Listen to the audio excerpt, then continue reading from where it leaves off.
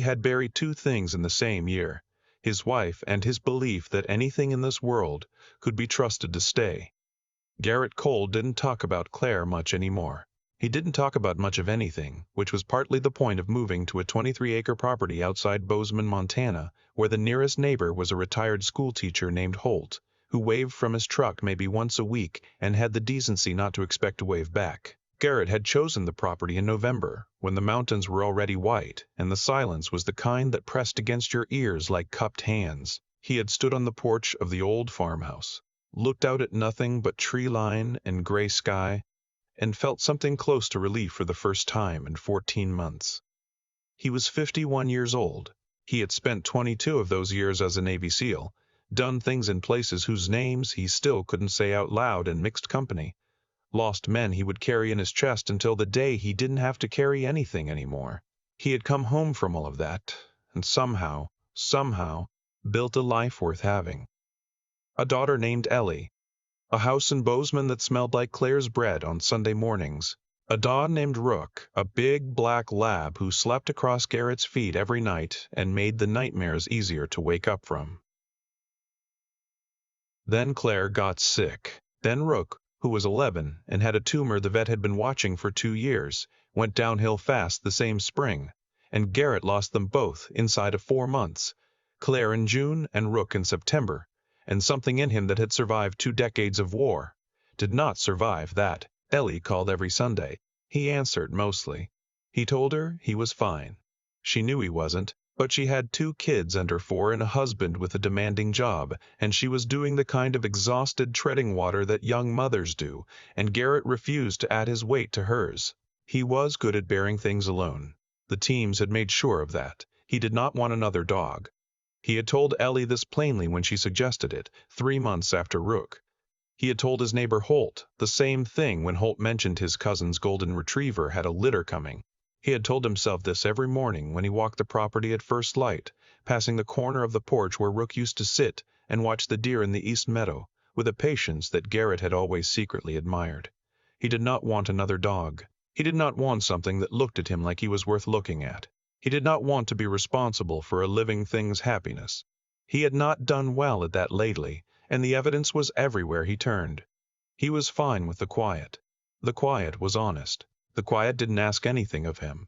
That was his position in February when the temperature dropped to 11 degrees and the snow came sideways for 3 days, and Garrett spent most of his time splitting wood, reading, and going to bed earlier than he had since he was 8 years old. On the 4th morning, he put on his boots and his Carhartt and walked out to check the woodpile under the tarp on the north side of the barn. And that was when he saw her. She was a German shepherd, or most of one. The fur was matted and dirty, and she was thin in a way that made the word thin feel insufficient. She had dragged herself into the gap between the woodpile and the barn wall and was lying on her side in the snow, and for one terrible second Garrett thought she was dead. Then she lifted her head. Her ears came up, sharp and alert, the way German shepherd ears do, and something moved in his chest, fast and unwelcome, like a splinter being pressed deeper instead of pulled out. He stood there. She watched him. The temperature was 11 degrees. She was lying in the snow. He was not going to stand there and watch a dog die in the snow on his property, regardless of how he felt about dogs right now. And he understood that this was not a moral position so much as a plain fact about who he was. So he went inside and came back with a blanket and a bowl of water and the last of some leftover chicken he'd made 2 nights ago. She didn't try to stand when he approached. She let him come close, which told him she'd been around people before, and probably told him something else too, that she didn't have the energy to be afraid. He set the water near her face. She drank for a long time. She ate the chicken in 4 careful bites, like she was trying to remember her manners. He brought her inside. He told himself it was temporary. He told himself he was not adopting a dog. He was providing emergency shelter to an animal in distress, which was something any reasonable person would do, and when the storm broke, he would take her to the vet in Bozeman and from there to a rescue organization, and that would be the end of it. He settled her on the old blanket near the wood stove, checked her over as best he could, no collar, paws raw, ribs visible under his hand like a xylophone, and then he sat in the armchair across the room and watched her breathe.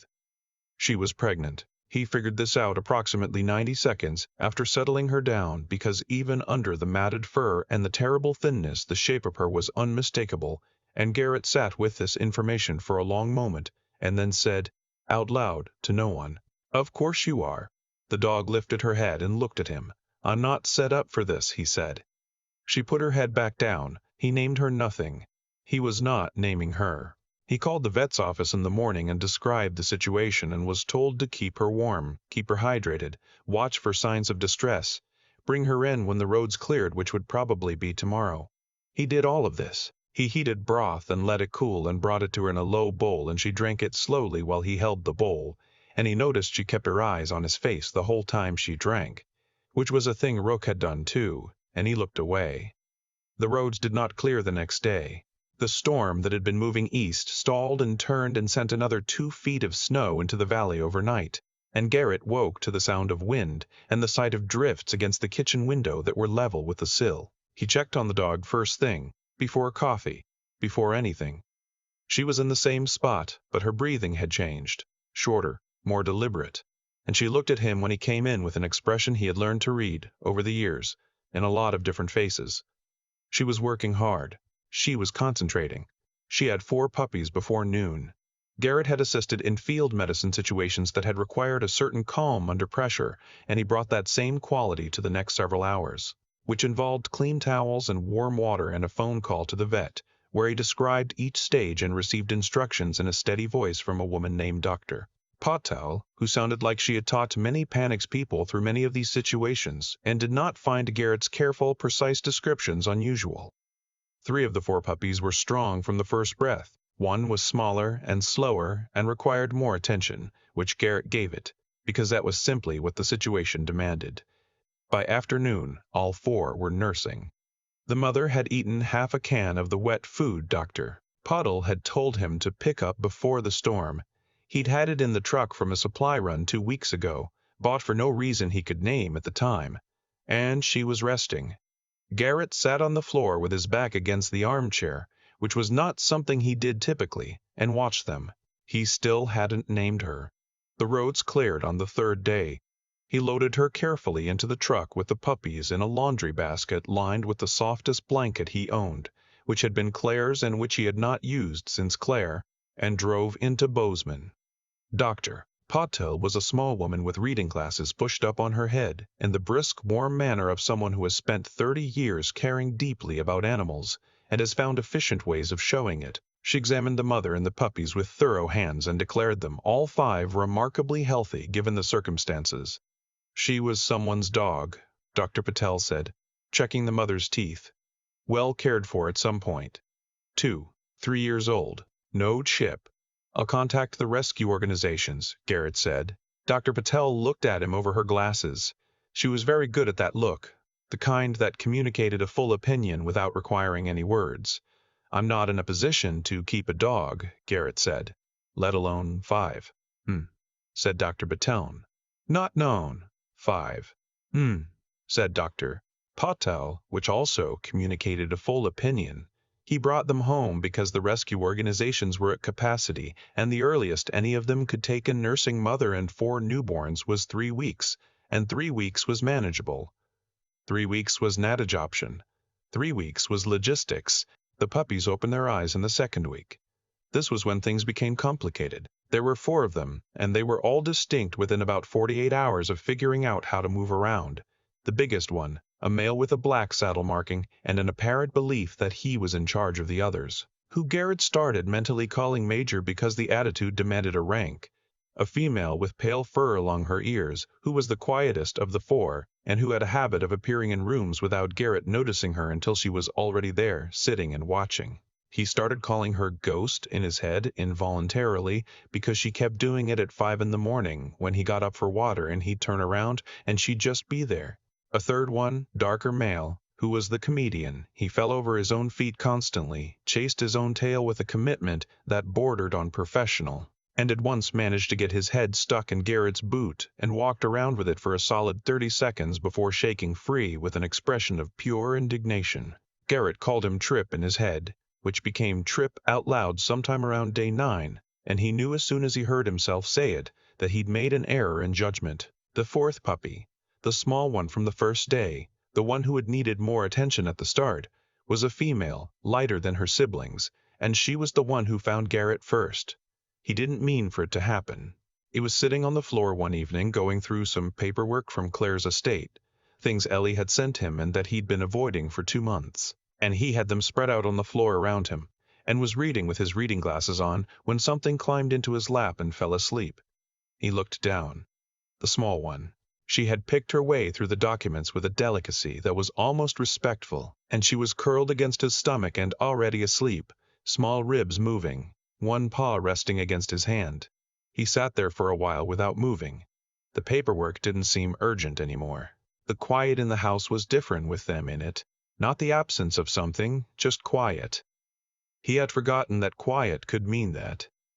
He called her Lucky in his head because of the first day. And then out loud, and then he understood that he had named all 4 of them, and that this had happened without his permission while he was apparently looking the other way. He called Ellie on Sunday and told her about the dog. He had not told her yet. There was a long pause on the phone. "Dad," Ellie said, "how long have you had a dog?" 3.5 weeks. You said you didn't want a dog. I didn't. And now you have 5. The mother is being transferred to a foster home next week, he said. The puppies are 8 weeks in 2 days. They'll go to the rescue after that. Another pause. Are you going to let that happen? Garrett looked across the room. Major was attempting to climb the leg of the armchair with a focus that was almost militarily precise. Ghost was sitting near the window watching something outside that Garrett couldn't see. Trip had fallen asleep in his water bowl, not beside it, in it, with the serene confidence of someone for whom this was a reasonable decision. Lucky was on Garrett's foot. "I don't know," he said, which was the most honest thing he'd said to Ellie in 14 months. The mother left on a Wednesday. Garrett had prepared himself for this, had told himself it was the right outcome, had confirmed with the rescue that she was going to a foster home with an experienced handler. He carried her to the transport carrier himself. She turned around once inside and looked at him through the metal door with dark, steady eyes, the same way she'd looked at him over the water bowl on the first night, and then she turned away and was quiet. He stood in the driveway for a while after the car left. When he went back inside, Trip ran into a shin at full speed and bounced off with a look of total surprise, as if the shin had appeared from nowhere. Garrett looked down at him. He looked up. "All right," Garrett said. He was not sure what he was agreeing to, but he said it, and Trip wagged. The 3 weeks became 4, became 6, became the puppies being 12 weeks old, and Garrett having not called the rescue since week 9.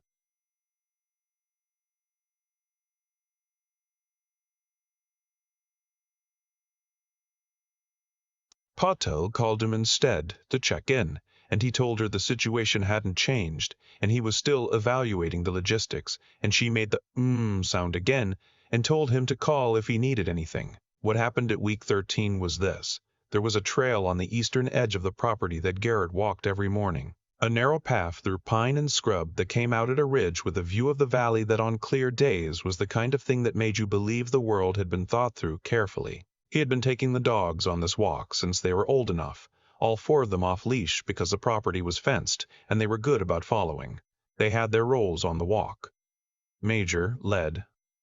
Ghost appeared and disappeared at the tree line. Trip ran into things. Lucky stayed near Garrett's left side, which was, and he had noticed this and not remarked on it, the same side Rook had always walked on. On the morning of week 13, Lucky stopped. Garrett was maybe 200 yards from the trail junction when he noticed she was no longer beside him. He turned. She was standing 30 feet back, ears up, nose working, staring into the trees to the north. Not moving, not making a sound. Just absolutely, completely still in the way that working dogs go, still when they found something real. "Lucky," he said. She didn't look at him. She took 3 steps into the trees and stopped again. He followed her. She led him 60 yards off the trail, through snow that was thinner under the pines, to a place where the ground dipped toward a dry creek bed. There was an old tree there, a big pine that had come down maybe last spring, and wedged underneath the root ball was a coyote, young, maybe a year old, a rear leg caught where two roots had come together in the fall. It had been there a while. It was alive, barely, and it was terrified, and it stopped struggling when they came close, maybe because it was too tired to struggle. Garrett stood there in the cold and looked at the coyote, and the coyote looked at him. Lucky sat down next to him, not pressing against him, just present, just beside him, while he worked out what he was going to do, the way good partners do, not solving anything, not pulling in any direction, just there. He went back to the house for tools. He freed the coyote. Careful work, the animal too exhausted to fight much, though it managed one half-hearted snap that he'd expected, and moved for easily. When the leg was free, it lay still for a moment, and then it gathered itself and stood unsteadily, but it stood. Garrett moved back. The coyote looked at him once, the same way the mother dog had looked at him through the carrier door, and then it moved into the trees and was gone. He walked back to the trail. Lucky fell in beside him on the left. Major had, at some point during this, discovered a pine cone of apparently exceptional interest and was carrying it back to the house with the gravity of someone transporting important cargo. Trip had gotten a stick caught on both sides of a narrow gap between two trees and was walking backward with a puzzled expression. Ghost materialized from the tree line and simply joined the group as if she had been there the whole time. Garrett walked home with 4 dogs and understood, in the particular quiet way that men like him come to understand things. Not with words first, but with the body, with the breath, with something settling in the chest that had been unsettled for a very long time, that he was not going to make any phone calls to any rescue organizations. He called Ellie instead. "I'm keeping them," he said when she picked up. A pause. Then, "All 4? "Yeah. Dad." He could hear her smiling. It sounded like Claire smiling, which was a thing he hadn't been able to think about for over a year without the grief hitting him clean and cold. Now it just was. It was there, it was real, and it wasn't the only thing in the room anymore. "What are their names?" he told her. She laughed at Trip, which was fair. She asked about Ghost, and he tried to explain about the appearing without warning thing, and she said that sounded exactly like a dog he would end up with. When he got to Lucky, she was quiet for a moment. "She found a coyote," Garrett said. "Trapped. She led me to it. She knew you'd help it." He hadn't thought about it that way. He turned it over. "Maybe." "She knew," Ellie said, with the certainty of someone who has not yet been worn down into maybe by the world. And Garrett found he didn't want to argue with that. He sat on the porch that evening after the dogs had eaten, and the sun was going down behind the mountains, and the valley was turning that particular shade of gold that Montana saves for February evenings when the snow is clean and the air has gone still. Major sat beside the porch steps with his pine cone, guarding it against threats that had not yet materialized but clearly would. Ghost was on the railing somehow, which shouldn't have been physically possible, watching the meadow. Trip was asleep against the wall, legs moving slightly, running in a dream after something he would probably miss in the dream too. Lucky was on his foot. Garrett looked out at the mountains. He thought about Claire, the way she used to stand at the kitchen window watching the first snow of every season, the way she had of going completely still with wonder at things the rest of the world had already moved on from. He thought about Rook across his feet in the dark, all those years, all those nights when the memories of the things he'd done and the things he'd seen came up at 2 in the morning, and Rook would shift, press closer, not asking anything, just there. He hadn't been able to think about either of them without it hollowing him out since June. Right now he was thinking about both of them, and the hollow was still there. It would always be there, he understood that now, but it was shaped differently. It had something in it. It had the weight of a small dog on his foot, and 3 ridiculous puppies and a coyote moving through snowy trees towards something Garrett hoped was home. The stars came out over Montana. 1, and then several, and then too many to count. Garrett Cole, who had asked only for silence, sat on his porch with 4 dogs and felt for the first time in a long time that the night was not something to get through. It was just the night. And it was fine.